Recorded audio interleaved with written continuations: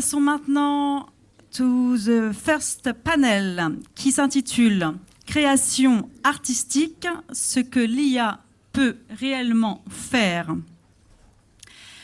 J'ai le plaisir d'accueillir en tant que modérateur un de nos plus grands entrepreneurs et producteurs.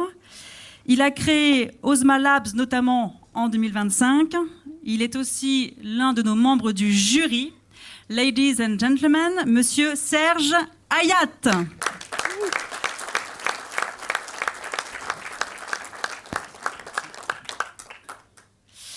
Pour vous accompagner, Monsieur Hayat, nous appelons sur scène Madame Nathalie Marchak, qui est réalisatrice et scénariste. Je vous en prie, venez. Installez-vous. Madame Enora Contant, productrice chez A Productions.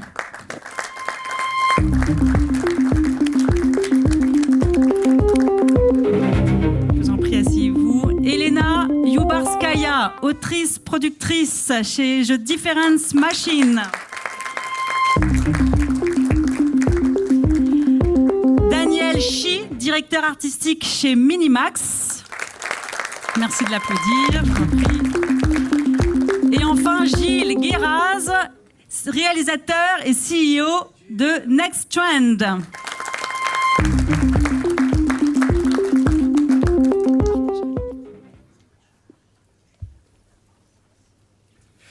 Bonjour à tous et à toutes. On va commencer peut-être par se présenter. Peut-être en 1 minute maximum, vous nous dites chacun qui vous êtes. Et je propose de commencer par Daniel. Bonjour à tous. Je m'appelle Daniel Chi. Je parle français et l'anglais. Comme ce n'est pas mon langue matérielle, donc j'ai essayé de parler lentement, comme ça. Aujourd'hui, vous pouvez comprendre très bien l'idée que je vais vous exprimer. Alors, je travaille chez Minimax. Alors, mon rôle, c'est faire le pont entre les technologies IA et aussi les créations. Donc, je suis très content d'être là aujourd'hui avec vous à Cannes. Merci. Merci beaucoup. Nathalie ? Oui, bonjour. Donc moi, je suis scénariste et réalisatrice et également vice-présidente de l'ARP. J'ai réalisé un long métrage Par Instinct avec Alexandra Lamy et une mini-série Les Siffleurs avec Charles Berling et Nadia Fares, qui était une amie à qui je pense beaucoup aujourd'hui. Et je me suis intéressée particulièrement à l'IA générative pour mon prochain film, A Beautiful Journey, qui sera un long métrage en anglais. Quand je me suis retrouvée confrontée à des scènes que je ne saurais pas filmer aujourd'hui autrement. Et donc voilà, ça me passionne et je suis ravie d'en parler avec vous ce matin en français ou en anglais. I speak English too. So. Ok, merci. Gilles ? Merci, bonjour. Moi, j'étais réalisateur dans le domaine de la pub pendant à peu près 15 ans. En 2022, j'ai découvert l'IA générative par l'intermédiaire de Midjourney. Et le fait d'explorer cette nouvelle technologie et puis de le partager à travers les réseaux sociaux a commencé à m'apporter des projets qui ont fait que j'ai changé de métier sans l'avoir anticipé. Et donc aujourd'hui, j'ai un organisme de formation qui forme les créatifs en fait, au métier, aux outils de la création visuelle augmentée par l'IA générative. Et j'ai une société de production vidéo IA et hybride qui s'appelle Banger, qui intervient principalement dans le domaine de la pub, mais j'aimerais bien retourner à mes premiers amours de fiction, parce que j'ai commencé à faire du court-métrage il y a bien longtemps. Voilà, j'ai aussi créé un collectif de réalisateurs et de réalisatrices IA qui s'appelle le Prompt Club, et dont l'objet est de créer de manière libre, sans aucune contrainte, avec des outils qui changent à peu près tous les 2 mois. Voilà. Elena, I'm sorry. I apologize for speaking English. Nevertheless, I'm Elena. I used to be just a regular creator of TV series for international streamers like Disney Germany, until I discovered AI, and it has changed my life in terms of applying it to my own practice and to our productions, and now also offering it to also just normal, regular producers of TV and film to make their life easier in these hard times. Thank you. And last, Enora. Bonjour, moi je suis directrice des documentaires et des magazines au sein d'A Production, qui est une société du groupe Satisfaction. avec un long parcours de production et de productrice de films documentaires, et particulièrement de films historiques et scientifiques. Et vous pouvez imaginer que quand on produit des films d'histoire, l'IA est une vraie révolution. Et donc, depuis maintenant bientôt 2 ans, on est à l'œuvre et on produit un certain nombre de documentaires avec beaucoup d'IA, moins d'IA, mais en tout cas de l'IA. Voilà. Merci beaucoup. Alors pour démarrer, j'aimerais bien savoir, Nathalie, qu'est-ce qui a fait que tu t'intéresses à l'IA et tu décides de l'utiliser sur ton prochain film? Bon alors, l'intérêt à l'IA, je pense qu'on a tous vu, malgré tout, l'IA générative débarquer dans nos vies. Donc évidemment, mon intérêt, il est déjà né de là. Mais ensuite, effectivement, il s'est beaucoup recentré autour de mon prochain long métrage, qui est un long métrage en anglais, avec une vraie ambition visuelle et notamment des scènes assez compliquées à réaliser avec des requins-tigres. Et j'avais envisagé à l'origine de partir aux Bahamas avec, alors c'est en plus il y a des sirènes, vous voyez, donc c'est avec une doublure sirène qui avait l'habitude de plonger avec des requins-tigres. Et donc j'avais envisagé de le tourner en réel. Et très rapidement, on s'est retrouvé confronté à plusieurs choses qui sont évidemment des contraintes économiques, des contraintes environnementales et météorologiques, c'est-à-dire qu'il y avait un énorme aléa sur ce qu'on allait trouver sur place. Et l'idée m'est venue de me dire, en fait, si on le faisait avec l'IA. Et ce qu'on ne pouvait pas faire, l'IA, ne serait-ce qu'un an. C'est-à-dire qu'il y a 1 an, quand je parlais à des studios d'effets spéciaux, on me disait, comme vous avez vu, il y a notamment des séries comme Sous la Seine, ça va coûter des centaines de milliers d'euros. Aujourd'hui, on n'en est plus là. Avec l'IA, tout à coup, j'ai accès à une technologie qui me permet de rêver des scènes, justement telles que je les avais rêvées. Merci. Et toi, Gilles, qu'est-ce qui a fait que d'un seul coup, l'IA te fasse presque changer de métier, en tout cas impulse une nouvelle direction à ton métier? Écoute, ça s'est fait de manière assez progressive. Moi, j'ai commencé par l'intégrer dans mes notes d'intention de réalisation. Dans la pub, c'est des documents qui spécifient la vision du réalisateur sur la pub à réaliser. Et je passais tout le temps, énormément de temps, à chercher des visuels qui soient justes par rapport aux intentions visuelles qui étaient les miennes. Et ça me prenait vraiment un temps infini, plusieurs jours. Là où la rédaction ne prenait que quelques heures. Et avec les premiers, peut-être la version de Midjourney en version 4 en fin 2022, j'ai déjà pu commencer à aller beaucoup plus vite dans la génération de ces visuels-là. Et puis ensuite, j'ai suivi, moi, de manière assez graduelle, l'évolution de la vidéo, parce qu'en début de 2023, c'était quand même extrêmement limité. Hein. On parle de 8 images par seconde, en 360 pixels, enfin c'était voilà. Et puis après, il y a eu une accélération qui a fait que l'outil est devenu de plus en plus pertinent pour l'envisager en tant qu'outil de production, tel que vient d'expliquer Nathalie. I'm just checking that Elena is seeing the translation. Do you see Amazing. it where you are? Like Okay. it's such an illustration to the power of AI. Fantastic. I would like to ask both of you, Elena and Enora, how does the use of AI change the collaborative process?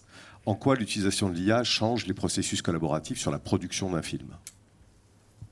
Ça les bouleverse. Déjà, c'est important de dire que l'IA ne coûte pas cher. L'IA a un coût, parce que c'est une démultiplication des équipes de fabrication et à des niveaux différents, que ce soit sur la charge qu'on fait porter au réalisateur en termes de préparation. Là, je parle du documentaire, et notamment du documentaire historique, avec une expertise qui est derrière et une historicité qu'on doit préserver. Donc c'est tout un corpus à mettre en place. Donc ça change la donne budgétaire et ça change la donne aussi dans le contournement des difficultés de l'IA. Et on demande au réalisateur de ne pas fantasmer un film hollywoodien, mais de revenir au cinéma des premiers temps, un peu comme disait si bien Jean-Michel Jarre. On est des artisans et des petits Méliès. Il y a des contraintes, on doit les contourner, et ça c'est avec la capacité du réalisateur à se réinventer et à utiliser ces outils pour en sortir le meilleur. Avec en plus la complexité la rapidité absolue, le développement des outils, et qu'à un moment, il faut mettre un point final à une production. Et oui, c'est par exemple le masque de fer, l'énigme du roi soleil, on l'a fait, il n'y avait pas Nano Banana. Celui d'après, il y avait Nano Banana. Donc voilà, il faut faire aussi. C'est comme ça qu'on accompagne les réalisateurs et les équipes créatives, à la fois financièrement, à la fois dans la mise en place de process, et puis dans le deuil qu'il faut à un moment faire à la fin d'un film pour le livrer. Voilà. So I think it's like AI, it's one of the unexpected things with AI of how it revolutionizes the collaboration, because I think the biggest challenge in our work is always how do you communicate your vision? Like in cinema, which is a collective process, a director has a vision, a writer has a vision, and if you take such, for example, such production as animation, anybody who did it knows that it's like the most time and money consuming process of like communication between the writers and the actual artists and animations. So there, for example, what we're doing now is we build a LoRa, like a local system, a local model that is trained on the work of artists, and then basically all team members can communicate to each other through images created by the system when they want to illustrate their idea, which, for example, for something like animation can create a complete revolution. It's like collaboration on some next level of understanding each other, which I think will change a lot, not just in animation. Animation was just an example.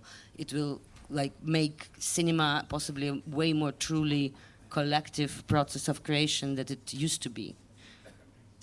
Alors, vous avez souvent fait référence au fait qu'il y a beaucoup de choses qui n'étaient pas possibles avant, qui sont possibles maintenant. C'est la seconde édition du WAVE. Donc, on était pour la plupart déjà là, il y a un an, dans une ville voisine. Qu'est-ce qui a vraiment changé, en fait, depuis un an, selon vous, qui fait qu'aujourd'hui, on peut faire des choses qu'on ne faisait pas avant? Et je voudrais avoir d'abord la réponse de Daniel, s'il vous plaît. Merci Serge. En fait, pour moi, c'est une très bonne question parce qu'il y a 3 ans, je me rappelle très bien, c'est ici, j'ai participé à un autre événement qui s'appelle WAICF.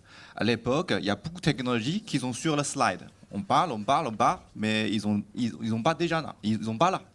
Mais ce que j'ai observé, c'est qu'aujourd'hui, en fait, même mes parents, ils ont commencé utiliser les technologies IA pour créer les vidéos avec mon chat, avec une petite histoire que dans leur tête qu'ils ne peuvent jamais avoir dans la vie vraie. Par exemple, mon père, la semaine dernière, il a pris une photo de son ami, il a mis cette photo avec un autre copain.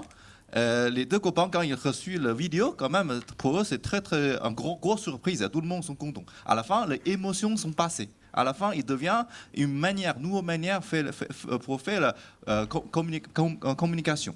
Donc, en fait, avant, il y a beaucoup de choses, on ne peut pas le faire. Aujourd'hui, on peut le faire.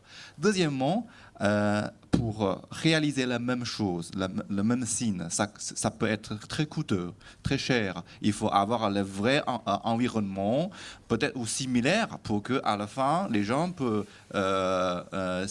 avoir un signe ou jouer un signe. Mais aujourd'hui, le coût, ça coûte peut-être juste 20 centimes pour créer un signe 5 secondes. Comme ça. Et aussi, à la fin, la manière comment nous créer ce scénario, il a changé. Avant, il faut avoir une idée très claire. Après, on construit ça comme on construit un cassidal, étape par étape. Aujourd'hui, on a besoin juste d'une petite idée. Depuis cette petite idée, on la jette dans le modèle. Après, il va nous donner dizaines de différentes solutions concrètes. Après, on choisit ce que nous allons. Donc, la manière, c'est l'inverse. La manière comment le faire, c'est l'inverse. Alors justement, Nathalie, en quoi l'utilisation de l'IA change ta façon de concevoir des scènes? Est-ce que ça change ta façon de concevoir les scènes depuis l'écriture déjà, et puis ensuite jusqu'au tournage, comment ça se passe?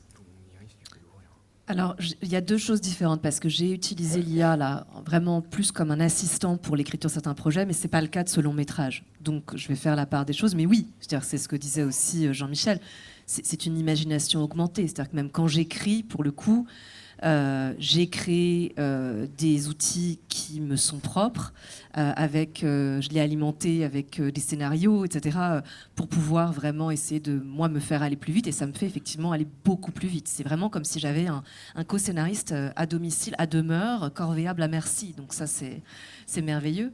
Et sur vraiment, on va dire là, ce long métrage et donc la fabrication, puisque là, je suis vraiment dans la phase de fabrication, puisque je tourne cet été.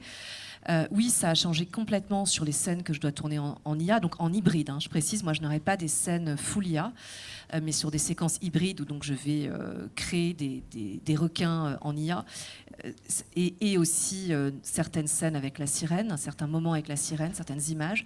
C'est comment, en fait, ça renverse complètement mon processus créatif. C'est-à-dire que moi, habituellement, j'ai une scène que j'ai écrite, je vais réfléchir ensuite plan par plan à comment la fabriquer en fonction de ce que j'ai imaginé. Là, ce qui est un peu différent, c'est que l'IA, elle a besoin de se nourrir de références. Elle a besoin d'images de références, on le sait, des photos. Parfois, ça peut être une image qui suffit pour avoir la start image, end image. Et puis aussi de costumes, de références images de costumes. Donc, en gros, c'est nourrir ces références. Donc, qu'est-ce que je dois, moi, filmer en réel? Qu'est-ce que je dois photographier en réel pour nourrir ensuite l'IA générative? Première chose. Qu'est-ce que je vais devoir parfois compléter avec de la modélisation 3D, parce qu'il ne faut pas oublier effectivement que l'IA générative reste un nouvel outil qui s'inscrit quand même dans toute une série d'outils qu'on maîtrise extrêmement bien. C'est un nouvel outil, c'est une nouvelle boîte à outils extraordinaire. Mais donc ça change complètement, ça inverse quand même, on va dire, le processus créatif. Et on pourra en parler aussi après sur la façon de filmer au niveau des plans. Mais voilà, disons, ça renverse en tout cas complètement la façon d'aborder la fabrication, je trouve. Gilles ? Eh bien, moi j'ai le sentiment que ça m'augmente dans beaucoup de sens du terme. Quand je faisais du court-métrage, le processus d'écriture, pour moi, ça a toujours été laborieux, pénible, difficile, souvent le syndrome de la page blanche. Après, une fièvre d'écriture qui vient. Sur le coup, on trouve ça génial, et 48 heures après, on trouve ça à jeter. Et du coup, avec des sessions qui étaient des fois très très très longues, en 2020, j'ai co-développé un projet de série télé. Ça nous a pris 1 an et demi, voilà. Et là, lorsque je développe maintenant des projets de court-métrage avec l'IA générative, j'ai vraiment l'impression d'être monté dans une sorte de TGV créatif, où j'ai des interactions constantes avec des outils comme Claude, comme Gemini, et même je les fais même s'entre-critiquer en fait entre eux pour essayer, voilà.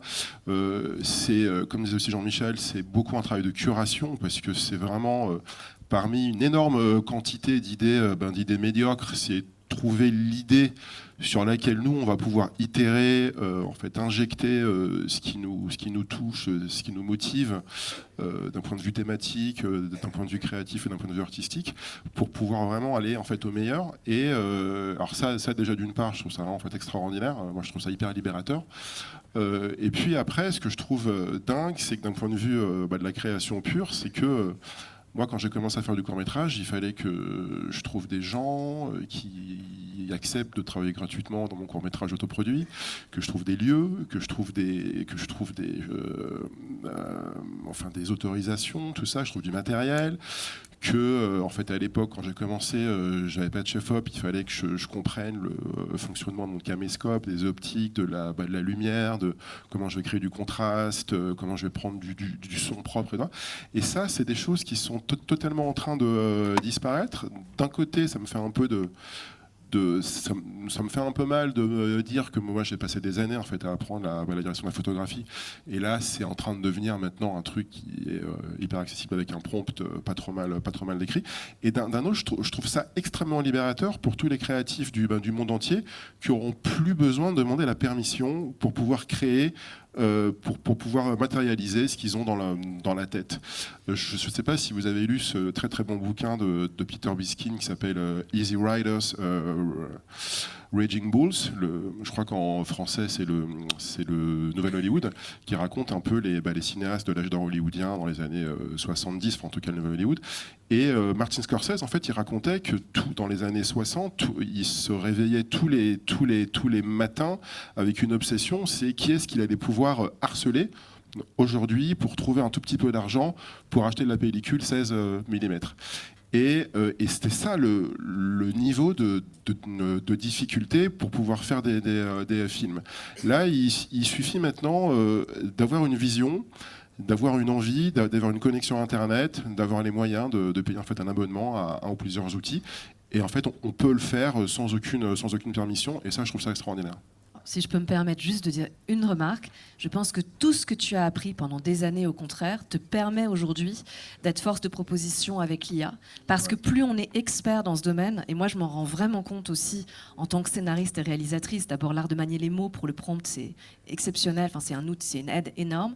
Et pareil, quand je demande des plans et que je suis capable de prompter parce que je connais justement la photographie, je sais exactement les angles, les axes, les focales, etc. que je veux, ça permet justement d'être très précis. Donc je pense que tu n'as pas passé ces années à tout apprendre pour rien quand même. C'est juste, merci Nathalie.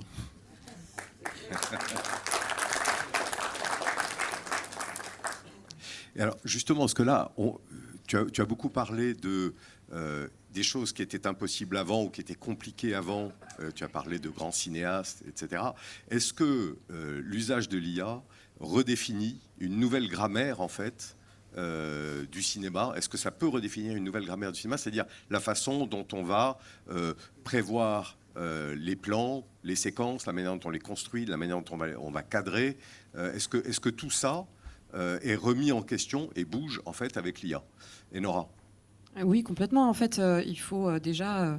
alors, c'est un outil très démocratique. Et les amoureux du cinéma sont les principaux clients qu'on va chercher, nous, pour intégrer les équipes de fabrication de ces images pour les documentaires. Mais en même temps, le producteur, il donne un accès formidable à un monde qu'on n'aurait pas pu illustrer. Et en même temps, il doit contraindre, parce que... avec l'IA, on ne peut pas tout faire. Et si on fantasme de faire Kung Fu Panda ou Matrix dans certaines scènes, parfois ça ne marche pas. Donc je pense que ça passe aussi par un accompagnement de base sur les plans. Comment naît une émotion. Charlie Chaplin, scène de fin, des Lumières de la ville.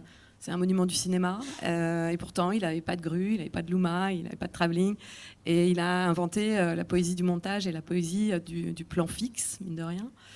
Donc ça, c'est cet accompagnement qu'il faut faire avec les réals, qui ne sont pas forcément tous des théoriciens du cinéma et des gens qui maîtrisent le découpage. Nous, en documentaire, il y a des réalisateurs qui écrivent admirablement bien, mais qui n'ont pas une formation de scénariste en tout cas, le découpage, un plan d'ensemble. Ils n'ont pas eu ces accès, en tout cas sur les tournages jusqu'à présent. Donc, ils ne maîtrisent pas le découpage. Donc, il faut les accompagner à la fois dans leurs intentions, voilà.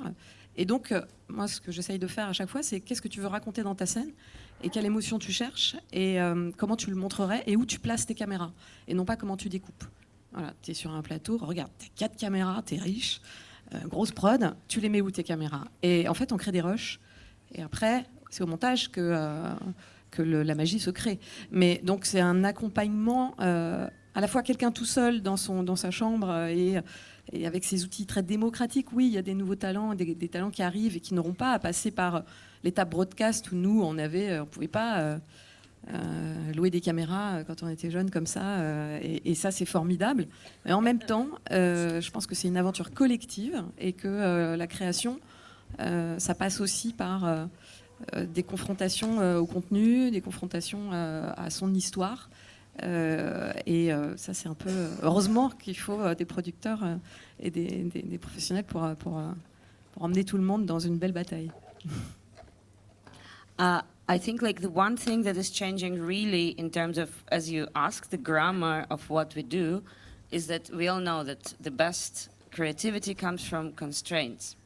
And before, these constraints were physical, like we couldn't shoot this scene at night or we couldn't have this location. And this is where all the best ideas were coming from. Like, how do we solve this? And if you look now, I think one of the sources of what people call AI slop, like what you see a lot on social media, is exactly people being, wow, I have no constraints anymore. I can generate an octopus running around the city. Isn't it cool? And I think the new grammar we will have to learn is to kind of artificially put constraints on ourselves when we think about something and say, let's make a set of rules. What we don't allow ourselves to do in this movie, although we can do everything, because this is where like this kind of spark of creativity will come from. So this can be like a new step in our work, which at least we are trying to implement. Everybody wants constraints, look.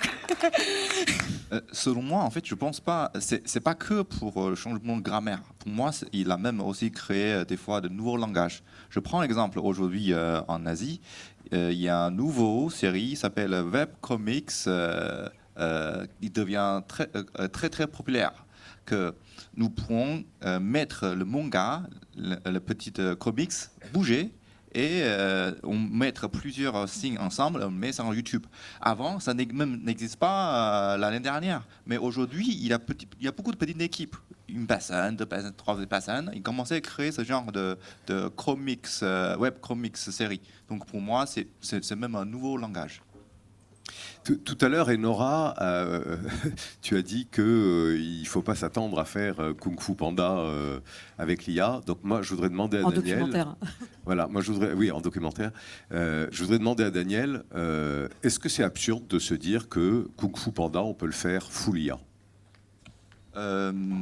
Alors, je pense qu'aujourd'hui, le best practice, c'est on mélanger la manière traditionnelle et aussi l'outil de IA. Alors, selon moi, il n'y a pas de magie derrière. Modèle, en fait, il est traîné par beaucoup de vidéos qui ont déjà existé. Comme ça, en fait, il va créer les signes. Il pensait que c'est ce que nous avons besoin. Mais à la fin, il y a beaucoup de petites... Par exemple, nuance, il ne peut pas le faire. Donc, c'est toujours humain. C'est nous, artistes, créateurs, réalisateurs, qui fait la dernière étape avec les outils traditionnels. On devait toujours être là. Donc, à la fin, c'est un mélange des deux. À la fin, on devient plus efficace et aussi la qualité va être mieux. Mais de manière, je te donne la parole juste après, je voudrais juste aller au bout de ce qu'a dit Daniel, de manière un peu prospective. Et là, c'est un peu difficile parce qu'on va se retrouver dans un an ici. Enfin, si Marc Hollandi organise toujours le WAVE, on va se retrouver un an dans la même salle et on va se reposer la même question et on va voir quelle a été l'évolution. Donc, il s'agit de ne pas être ridicule avec ce qu'on dit maintenant. Mais est-ce que dans un an, ce sera encore la même chose ou dans 2 ans où on se dira toujours « Oui, mais il faut un humain et le mieux, c'est que ce soit des choses hybrides » Alors, pour cette question-là, déjà, ça va évoluer très vite. 2026, pour moi, c'est un an très, très particulier. Aujourd'hui, j'ai vu déjà beaucoup de tendances. Il y a beaucoup de nouveaux outils qui va apparaître. C'est pour ça que j'ai quitté mon dernier boulot. Je rejoins une société, aujourd'hui, c'est Minimax. Je pensais parce que c'est très, très AI native pour moi. Il a beaucoup d'outils qui créent musique, vidéo derrière. Mais selon moi, pourquoi en fait on a besoin de créer le film, on a besoin de créer la vidéo? À la base, c'est toujours une manière comment on fait la communication. On exprimer notre feelings, l'amour, triste, et ce que nous voulons que les autres voient. Il y a toujours ce but derrière. Donc je suis sûr, on va être toujours là l'année prochaine. Je ne suis pas sûr qu'on va utiliser le même outil, mais je suis sûr derrière humain va être toujours jouer un rôle très important ici. Tant qu'on aura envie de raconter des histoires, non? Je pense, surtout. Moi, j'ai le sentiment qu'on a déjà atteint un changement de paradigme avec les dernières générations d'outils de génération de vidéo IA.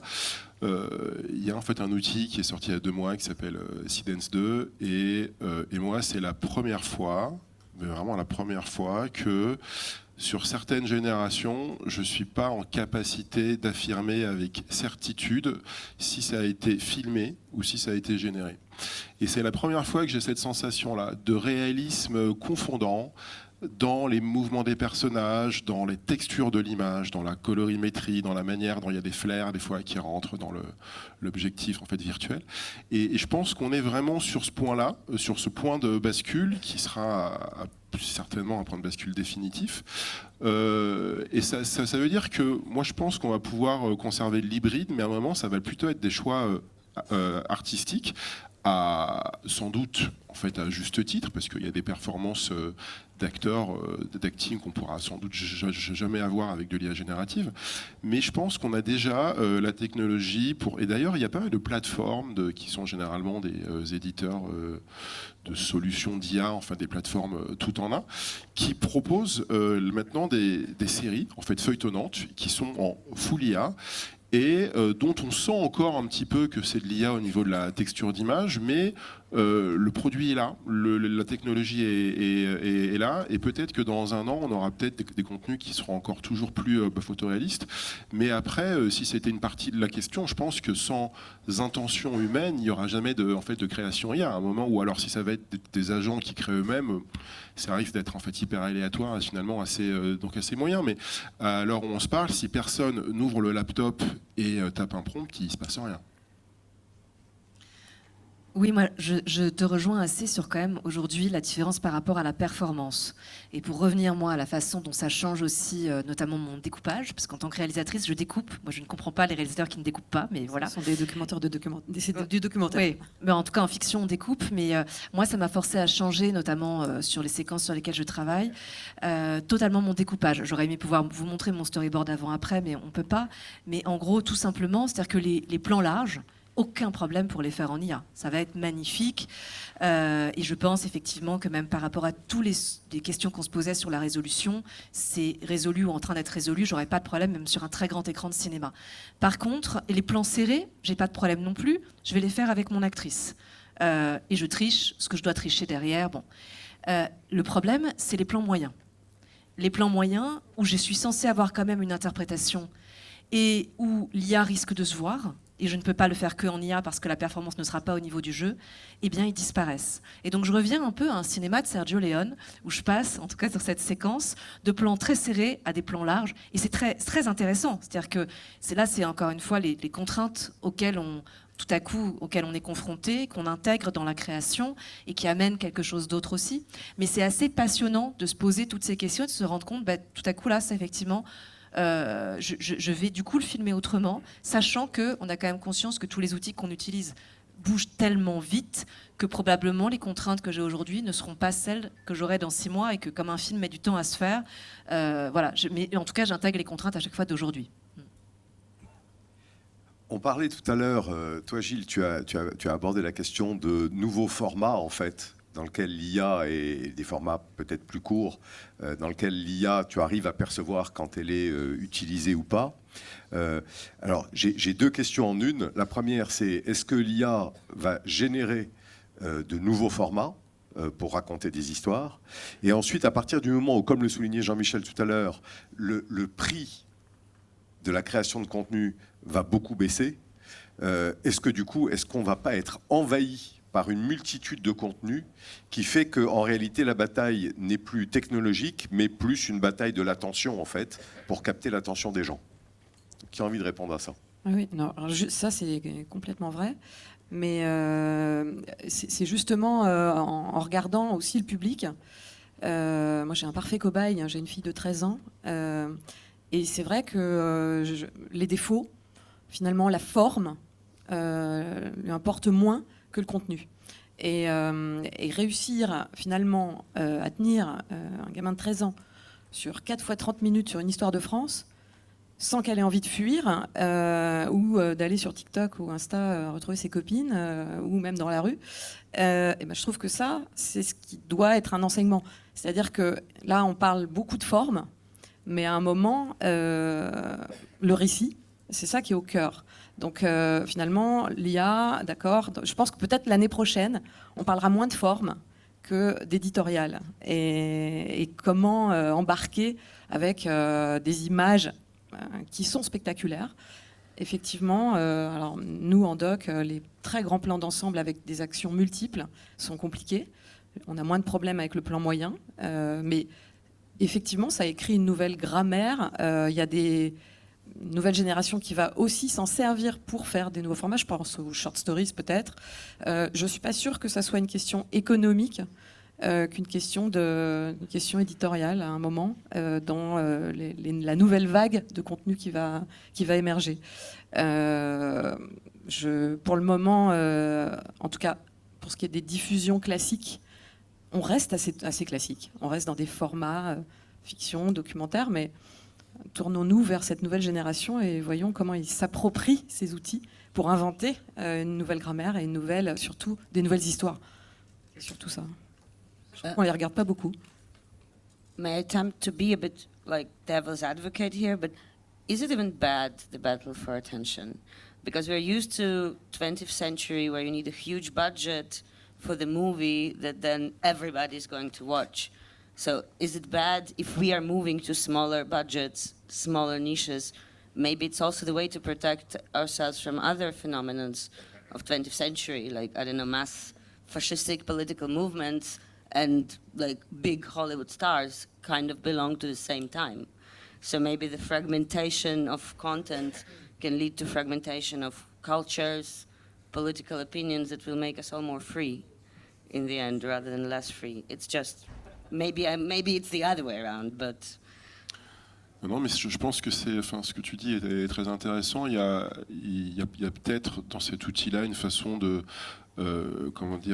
décentraliser la création culturelle. Pour le cinéma, c'était quand même, d'un point de vue mondial, c'était majoritairement nord-américain, avec d'autres pôles aussi, comme en fait en France ou en Italie, ou le cinéma asiatique. Mais il y a pas mal de zones du monde qui sont quand même sous-représentées, je trouve, d'un point de vue international sur la création, et qui auraient peut-être la possibilité d'émerger grâce à ces nouvelles techs-là. Enfin voilà, en tout cas, c'est ce que ça me faisait réagir là-dessus. Finalement, qu'est-ce que aujourd'hui vous ne ferez pas en usage de l'IA pour votre prochain film? Par exemple, là, Nathalie, tout à l'heure, tu as mentionné le fait qu'il y avait une scène où tu t'es dit c'est indispensable d'utiliser l'IA, sinon je ne pourrais pas tourner cette scène avec des moyens traditionnels parce que ça coûterait trop cher. Donc c'est un argument de coût, finalement. C'est pas seulement le coût financier, c'est l'aléa. Donc déjà, il y avait un coût environnemental. On pose les questions puisqu'on sait qu'il y a aussi un impact. Donc là, le coût environnemental d'emmener toute une équipe de production pour tourner cette séquence aux Bahamas, confronté ensuite à l'aléa météorologique, puisque arrivant aux Bahamas, c'est un endroit où on m'a promis des requins-tigres, il y avait évidemment l'aléa météorologique, il y avait le danger, puisque je mettais quand même une femme humaine, qui n'est pas véritablement sirène, grosse coupe, au milieu de requins-tigres, donc avec un danger pour sa sécurité. Donc ce sont tous ces arguments-là, en fait, les uns contre les autres, qui ont pesé. Il se trouve que simplement, quand j'ai commencé à travailler sur le film, je ne pouvais pas, à l'époque, imaginer le faire en VFX traditionnel, qui coûtait trop cher par rapport au budget du film. C'était un film indépendant, où je n'avais pas des centaines de milliers d'euros à consacrer, en fait, j'aurais dû avoir le triple de mon budget à l'époque. Donc aujourd'hui, c'est simplement que cette technologie me rend une fabrication possible, grâce à l'IA, qui ne l'était pas il y a quelques années. Mais l'argument financier n'est pas le premier. C'est juste que d'un coup, j'ai accès à une technologie qui me permet de faire cette scène. Sinon, j'aurais dû peut-être supprimer la scène. J'aurais dû changer. J'aurais pas mis des requins. J'avais même envisagé de me dire, bon, elle a du mal à respirer. Enfin, par rapport à l'histoire, on peut toujours imaginer autre chose. On s'adapte aux contraintes. Mais là, je peux réaliser ce qu'il y a sur la page grâce à l'IA. Comment est-ce qu'on arrive à garder le contrôle sur sa vision artistique avec un outil qui donne des résultats parfois un peu imprédictibles? Alors, si je peux juste continuer, après je passerai la parole. C'est le grand sujet. C'est le grand sujet et c'est effectivement... Alors moi, j'arrive assez bien à gérer cette question, déjà parce que je me dis que ça décale par rapport au cinéma traditionnel l'angoisse, puisque l'angoisse, normalement, je l'ai avant de fabriquer. Là, avec l'IA, c'est un tout petit peu décalé dans le temps quand même, parce que ce sont du coup des images que je pourrais fabriquer après mon tournage. Donc, c'est ce que je disais tout à l'heure, je vais essayer de générer, de filmer ou de photographier un maximum de références pour indiquer exactement à l'IA ce que je veux faire. Par exemple, j'ai une chorégraphie, je vais la faire, moi, en bassin, par une actrice, et je vais du coup avoir chaque image de chaque mouvement que je veux qu'elle fasse ensuite, que l'IA pourra reproduire. Donc c'est comme ça que j'essaie de garder du contrôle. Pareil sur chaque élément, je vais essayer de nourrir l'IA, nourrir les références de l'IA. Et c'est vrai que là, ça change aussi l'approche. Mais par contre, je dois l'intégrer aussi à ma préparation. C'est-à-dire que ça fait partie du coup aujourd'hui d'une nouvelle étape de fabrication du film. Alors, moi, ce que je veux dire, c'est qu'on a vu depuis 4 ans les outils évoluer. En fait, au départ, on avait des outils qui permettaient de générer des images fixes ou des images mouvantes à partir de prompts textuels. Et avec la contrainte forte la problématique forte de la cohérence visuelle entre les générations. Et pendant très longtemps, chercher de la cohérence, c'était comme lancer des fléchettes dans une pièce complètement noire en espérant toucher la cible. Donc voilà, c'était en fait un peu ça. Et ce qu'on a constaté, c'était qu'une fois que les outils avaient atteint l'excellence visuelle, les évolutions suivantes étaient de l'ordre de la boîte à outils, de tout ce qu'on pouvait faire avec. On a eu des premiers outils qui nous ont permis de faire de la déclinaison d'images avec Flux 1, tout ça. Ensuite, on a eu Nano Banana, puis Nano Banana Pro. Et là maintenant, on a des outils vidéo qui sont multimodaux. D'ailleurs, je me souviens à l'été de 2024 d'un court-métrage fait avec Minimax, avec que du texte tout vidéo qui était incroyable d'un point de vue de réalisation, mais avec des faux raccords dans tous les plans. Qui était en fait à l'époque inévitable, mais malgré tout c'était en fait hyper impressionnant à cette époque-là. Et là on a la possibilité de nourrir ces modèles des vidéos IA de références qui vont être non seulement des images fixes mais aussi des vidéos, pour reproduire peut-être des mouvements de caméra, pour reproduire des mouvements, pour continuer des vidéos existantes, des références de son, de musique, de voix, voilà. Et c'est ce qui va nous permettre en fait de conserver en fait une cohérence dans tous les plans. Et au final, pour te répondre Serge, c'est une question de méthodologie. Ça veut dire qu'est-ce que je vais mettre en place pour bien documenter tout mon référentiel visuel, avoir tous mes personnages clés, tous mes décors, toute ma palette de couleurs, toutes mes références d'images, toutes mes intentions visuelles, et ensuite, en les combinant de manière efficace dans le système d'IA, je vais pouvoir développer un niveau de contrôle assez intéressant aujourd'hui. I just want to add, because everything was said, I think that you're right, the level of control we're getting is growing exponentially. But also, every time I hear this question, I'm like, but do we mean that the actual classic cinema process is predictable?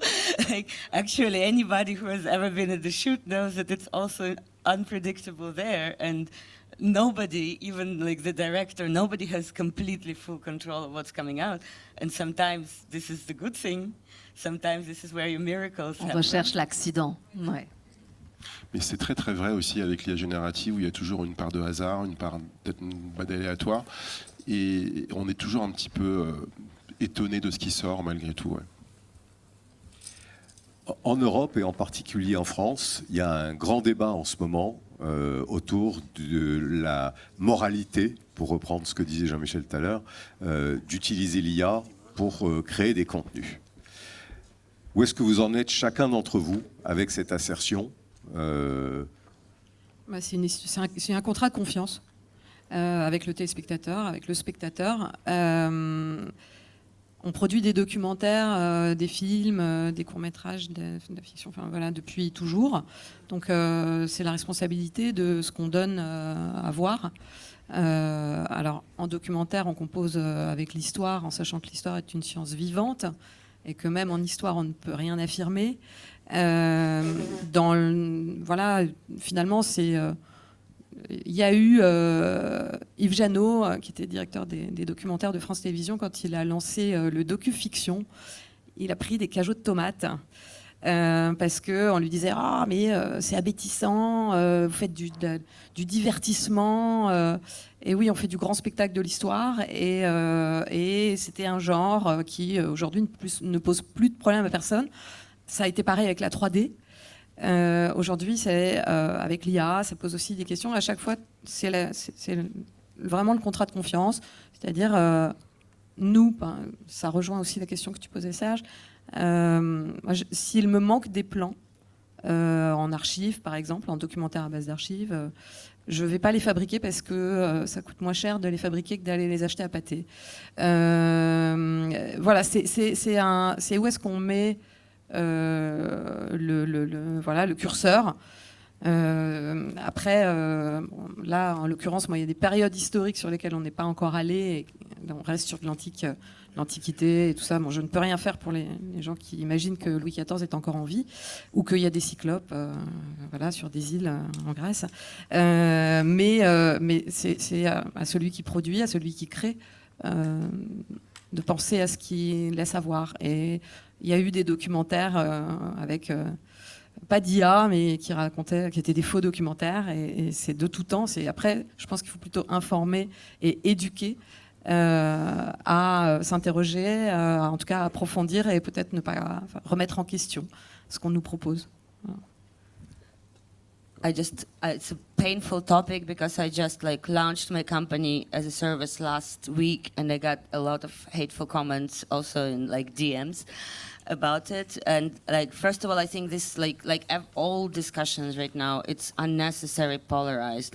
You hear people either saying AI is a meaningless, soulless machine that will make you movies, and that's not what's happening. It's still humans making movies. But I think there are important things, which is the new business models, which would make creators want to collaborate with you as a producer, which with AI taking a lot of hours from the payroll requires some other way to compensate them financially, which we are working on, like revenue share or whatever you can agree on to make it work for everybody. I think that's the first ethical question there. And the second is, what do you generate? Do you refer to some else's copyright? And here my dream would be maybe somebody in the audience wants to develop this, is because we don't want to expose our prompts. And we have already dealt with the situation that somebody demands, our client wants to seal your prompt to make sure you didn't write Spider-Man there. But we don't want to expose our prompt because there is some other stuff there which we think is our intellectual property. So there would be a tool where you could run your workflow, your pipeline, and your prompts through, and it would give you a certificate, no Spider-Mans have been damaged by doing this. This would be great. I don't know, maybe we will develop it, but I think this is, or maybe Minimax will develop something like that. Nathalie, tu veux répondre à cette question-là? Parce que comme tu représentes l'association des réalisateurs-producteurs. Oui, alors les cinéastes de l'ARP, là je parle en mon nom personnel, mais je pense que les cinéastes de l'ARP, on a organisé déjà plusieurs débats sur l'IA depuis des années. On s'y intéresse absolument. On est évidemment très conscient, je pense que tous les cinéastes le sont, de la nécessité quand même de réguler l'IA, et notamment au niveau du droit d'auteur, c'est très important. Maintenant, moi je pense qu'il y a une urgence en fait à ce que les cinéastes s'en emparent. C'est ce que je disais, je pense que nous avons un regard expert sur la création aussi, de par tout ce qu'on a appris depuis des années, quel que soit ce qu'on ait fait dans ce métier, et que du coup, on est les mieux placés, au contraire, pour s'en servir, sachant que ça reste un outil et que ce qui compte derrière, c'est la vision. C'est-à-dire qu'on en parlait, il y a plein de choses qui peuvent sortir, plein de contenus. À un moment donné, s'il n'y a pas une histoire à raconter qui part de quelque chose, d'une émotion, de cette nécessité en fait de la partager, ça tombe souvent à plat. Et c'est super, il y a plein d'expérimentations qui se font, mais moi je suis convaincue que c'est la vision qui change quelque chose. C'est ce qui fait la différence entre un bon film, un grand film, etc. Et on essaye tous d'ailleurs d'essayer de faire quelque chose qui va marquer les gens. Donc ça reste un outil, il faut qu'on s'en empare, et je pense que ces inquiétudes sur la façon dont ça abîme le processus créatif, pour moi, c'est une défense, parce que ça change le processus créatif avec d'autres contraintes ou d'autres accidents, mais c'est passionnant à explorer, et je pense surtout qu'on n'a pas le choix. Il ne faut pas se leurrer, c'est en train d'arriver, c'est là, c'est déjà là. Donc, en fait, passer à côté, pour moi, je sais pas, c'est comme effectivement, alors les peintres qui sont restés à la peinture en disant aux photographes ne faites pas ça, mais je veux dire, c'est là, c'est déjà là. Donc je vois pas comment on peut en fait ne pas s'y intéresser, ne pas s'en emparer. Merci. Serge? Je sais que je dois finir là, c'est ça? Oui, mais Marco proposait aussi peut-être, comme c'est tellement intéressant, peut-être si le public avait une ou deux questions maximum à poser. Ou voilà, je te laisse. Avec grand plaisir, je voudrais juste poser une toute dernière question rapide, si Marco m'y autorise, à Daniel, puisqu'on a la chance d'avoir un représentant de Minimax avec nous aujourd'hui. Dans un an, à cette heure-ci, qu'est-ce qu'on pourra se dire sur ce qui s'est passé au cours de l'année écoulée? Quels sont les progrès auxquels on peut s'attendre et qu'est-ce qu'on pourra faire qu'on ne peut pas encore faire aujourd'hui de manière très prospective? Alors déjà, en fait, dans un an, je suis sûr que nous aurons plus de modèles qui vont bientôt sortir. Par exemple, en mai, nous allons avoir notre nouveau modèle vidéo Rilo version 3. Donc Gilles, tu as tout à l'heure mentionné Sidance. J'ai hâte. Donc on verra dans un mois. Peut-être ça va donner d'autres cadeaux pour ce domaine. Donc je suis sûr qu'il nous aura plus en plus utile. Mais en même temps, aussi répondre à la question, Elena, tu as mentionné tout à l'heure. Si aujourd'hui, si quelqu'un crée des choses qui sont pas très bien, en fait, on a déjà le firewall pour que ça va bloquer le contenu. Je me rappelle bien, la semaine dernière, il y a une société qui me pose la question, pourquoi en fait je ne reçois pas la vidéo que j'ai créée? J'ai regardé un peu, ça fait très mal aux yeux. Donc je sais pourquoi en fait il n'a pas reçu la vidéo. Donc on a déjà des outils et aussi, on peut dire, un système pour gérer ce genre de problème. Donc alors, ce écosystème va grandir. Il y aura plus en plus de jours dans ce marché, il y aura de contrôleurs, il y a des règles plus claires et je suis sûr ça va être plus en plus vivant dans ce domaine. Merci beaucoup. Est-ce qu'on a le temps de 2 ou 3 questions? On a le dans temps, public si voilà, quelqu'un dans la salle...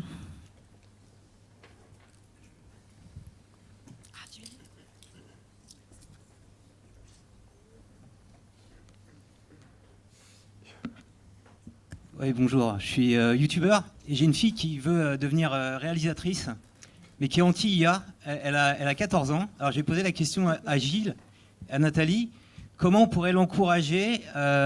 Justement, tu parlais, Nathalie, tout à l'heure que ça te permettait de faire des productions un peu plus ambitieuses, que ça te coûtait moins cher. Mais elle a un peu ce côté, ouais, c'est pas écologique, je perds ma créativité. Comment vous pouvez tous les deux lui dire, ouais, non, c'est quand même pas mal l'IA pour démarrer un projet? Tu veux commencer, Nathalie, ou écoute, c'est une question un tout petit peu complexe. Il y a un truc qui m'a toujours frappé, c'est je constate que lorsque je forme des indépendants, la moyenne d'âge est supérieure à 45 ans. Et en fait, moi, ma déduction, c'est que pour bien apprécier les potentialités de l'IA générative, il faut avoir déjà construit une expertise métier pour se rendre compte à quel point l'IA va pouvoir nous permettre de faire différemment, plus vite, mieux, résoudre des problématiques qu'on avait jusqu'à présent. Mais lorsqu'on n'a pas construit ça, je trouve ça un peu plus difficile d'appréhender l'IA générative.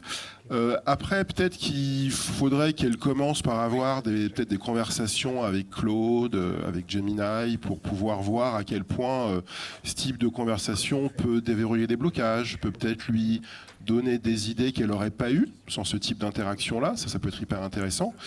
Et après, elle peut tout à fait définir des cadres de réflexion dans l'IA, en tout cas dans les LLM, pour leur dire voilà ce que j'aime, voilà mes intentions artistiques, voilà ce que j'ai envie de créer, je veux que tu restes dans ce cadre-là. Peut-être lui dire qu'est-ce que tu sais des courts-métrages primés dans les grands festivals, qu'est-ce qu'ils ont en commun, voilà un petit peu vers quoi je voudrais tendre, ou alors s'il y en a d'autres références qu'elle les partage. Et ensuite se rendre compte de ce que ça peut lui apporter. Voilà ce que je pourrais lui conseiller. Alors moi, ce que j'aimerais lui dire, moi j'ai un fils de 14 ans qui est là aussi et qui, pour le coup, aiment beaucoup l'IA, qui se plongent un peu dedans. Je pense qu'effectivement, mais les jeunes, moi j'ai déjà entendu des jeunes aussi avoir des vrais blocages par rapport notamment au coût écologique que ça représente et parce qu'ils sont très très sensibilisés à l'écologie en général à l'école aujourd'hui. Mais j'aurais envie de lui dire surtout, il y a une chose qui est très importante quand on crée, quel que soit ce qu'on crée, qu'on soit acteur ou réalisateur ou scénariste ou musicien, j'imagine, c'est quand on essaye de créer quelque chose, c'est parfois il y a une distance, ce que j'appelle un gap, entre ce qu'on a dans la tête ou dans le cœur et ce qu'on essaye de transmettre aux autres. Et que l'IA peut nous permettre parfois d'accélérer la manière dont on peut communiquer aux autres. Et par exemple, en tant que réalisatrice, moi je conseillerais déjà le dessin à tous les gens qui réalisent, mais l'IA aujourd'hui permet, pour même ceux qui ne savent pas très bien dessiner ou qui n'aiment pas dessiner, de se dire, ben voilà, moi j'ai une image en tête, je peux prendre une photo, je peux transformer la photo avec l'IA pour expliquer véritablement ce qu'il y a dans ma tête et ce qui ne se traduit pas dans la réalité. Donc c'est quand même un outil. Pour moi, c'est ça, en fait, quand réaliser, ce que je trouve magique, c'est comment j'ai des images dans ma tête, je commence par les écrire sur un bout de papier, et puis ensuite, je vais les fabriquer grâce à tous les gens qui viennent autour de moi et qui m'aident avec leur talent. Mais donc, comment est-ce que l'IA intervient dans ce processus comme une aide ? Et toutes les aides, il faut les prendre. Un crayon de papier, on ne se pose pas la question de se dire « Ah ben non, je ne vais pas prendre un crayon. » C'est un outil qui est... depuis la nuit des temps, l'homme s'empare des outils qu'il fabrique. Donc voilà, je pense qu'il faut qu'elle trouve en quoi ça peut l'aider à créer et à communiquer ce qu'elle a dans la tête.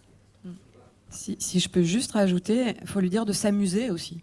Parce que l'IA, c'est un outil qui permet de s'amuser, à se planter, à s'amuser de ses erreurs, à y arriver, à apprendre la rigueur, à apprendre à aller jusqu'au bout de ce qu'on a dans sa tête. Et alors j'en ai une de 20 ans qui est en école de cinéma, qui ne veut pas en entendre parler pour des raisons autres, voilà, de création. Mais à 14 ans, le monde est à eux. Donc ils ont le choix, soit ils éteignent la lumière, soit ils la laissent allumer et ils s'en emparent pour faire quelque chose et s'amuser avec. Et voilà, plutôt d'être dans une énergie de « je veux pas » parce qu'ils ne savent même pas pourquoi d'ailleurs, allez-y, vous avez ça, c'est à vous de nous montrer de quoi vous êtes capable, allez-y, on a besoin de vous.